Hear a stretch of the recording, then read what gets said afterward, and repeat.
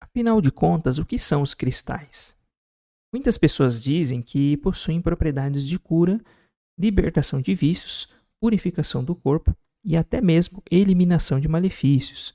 Há ainda quem garanta que os cristais nos fornecem energia protetora e mudança de estado de nossa consciência normal para o estado meditativo. Os cristais ocorrem na natureza nas mais variadas formas e cores. Antes de eu continuar este vídeo, aproveite para deixar o seu like, se inscrever no canal, ativar o sininho de notificações para receber notificações quando houver vídeos novos e, claro, não deixe de compartilhar esse vídeo nas suas redes sociais, com seus amigos, parentes, pois isso ajuda a dar muita relevância para o canal. Os minerais, eles são definidos como elementos ou compostos químicos com composição definida, sólidos, cristalizados, formados naturalmente por processos geológicos inorgânicos. Usualmente, o termo minério é empregado para se referir a minerais que apresentam uma importância econômica. Há também aqueles grupos de compostos que parecem ser minerais, mas na verdade não são, como por exemplo as pérolas e nós encontramos nas ostras. Elas não são consideradas minerais, pois elas têm uma origem orgânica. E aí são chamados de mineraloides. Quanto à questão da estrutura cristalina, os minerais eles apresentam um arranjo atômico tridimensional. Essa é uma das principais características que vai definir um tipo de elemento ou composto químico como um mineral. Além disso, há várias propriedades que os minerais apresentam. Por exemplo, eles têm diferentes formas que nós chamamos de hábitos.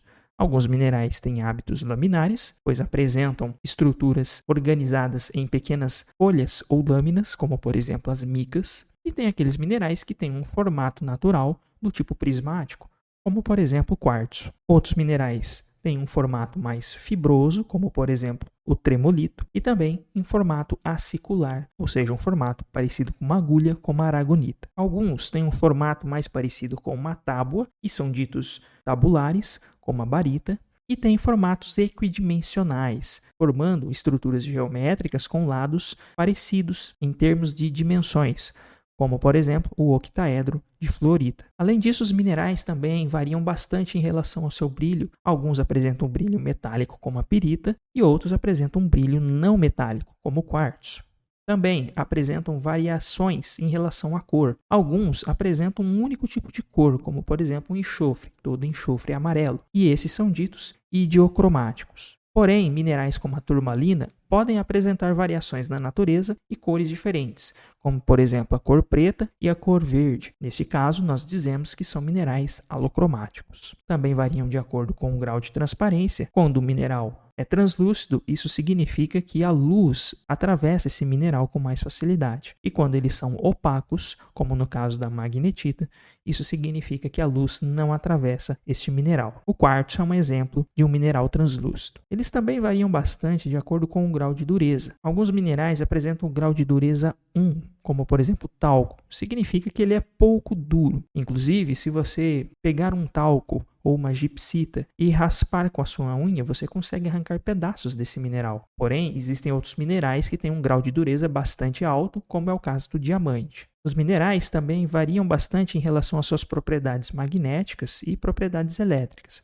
A magnetita, por exemplo, e a pirrotita, elas são atraídas por campos magnéticos, enquanto que minerais como o ouro apresentam propriedades elétricas, pois são bons condutores de eletricidade. E de onde vêm os minerais?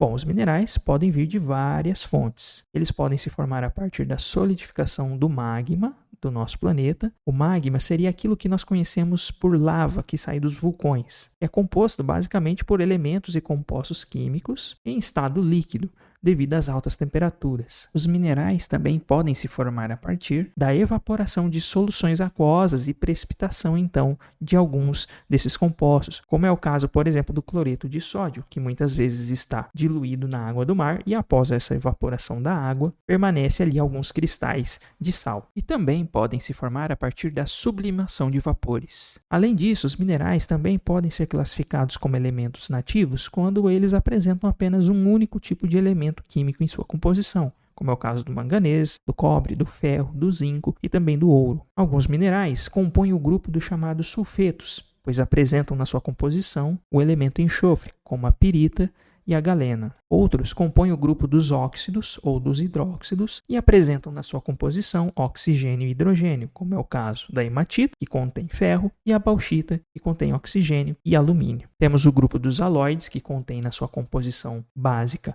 cloro, bromo, iodo ou enxofre, como é o caso da halita, que contém sódio e cloro, e a fluorita, que contém cálcio e flúor. Também temos os grupos dos carbonatos, que contêm carbono e oxigênio. É o caso da calcita e também da dolomita. Alguns minerais compõem outros grupos, como por exemplo os sulfatos, que contêm na sua composição básica o enxofre e o oxigênio, como é o caso da barita. Outros compõem o grupo dos fosfatos, como é o caso da apatita. E neste caso, os minerais que estão incluídos nesse grupo apresentam em sua composição básica o oxigênio e o fósforo. Aliás, a apatita é um mineral que está presente nos nossos ossos. E de longe, o grupo de minerais mais comum encontrado no nosso planeta é o grupo dos silicatos, que contém em sua fórmula básica o oxigênio e também o elemento silício, como por exemplo a biotita, a muscovita, dentre outros. Bom, pessoal, então é isso. Hoje nós aprendemos um pouquinho sobre os minerais, né? Ou que muita gente chama de cristais. Aprendemos então que os minerais eles apresentam uma ampla variedade, né, de propriedades. Eles variam bastante em cor, eles variam bastante em formato, né? Que é o que a gente chama de hábito, que é esse formato que eles ocorrem na natureza. Tá? Eles variam, inclusive, em outras propriedades. Alguns são capazes de transmitir corrente elétrica, outros têm propriedades magnéticas e assim por diante.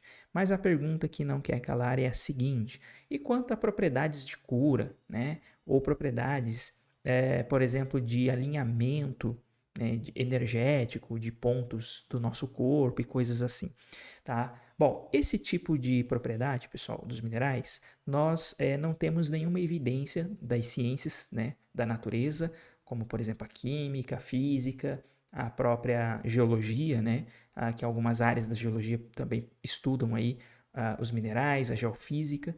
Então, nós não temos nenhuma evidência dessas ciências que apontem para a veracidade dessas afirmações, que minerais podem, de fato, trazer algum tipo de cura, por exemplo, tá?